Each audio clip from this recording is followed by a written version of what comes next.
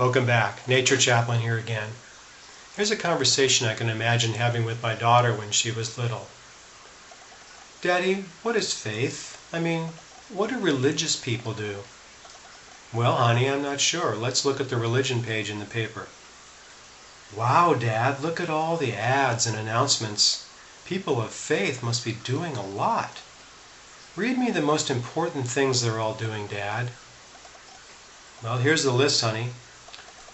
Workshops, worship, speeches, talks, sermons, book studies, lots of book studies, prayer, a whole lot of prayer, more book studies, some bike rides and personal care and self-improvement, lots more worship, meditation.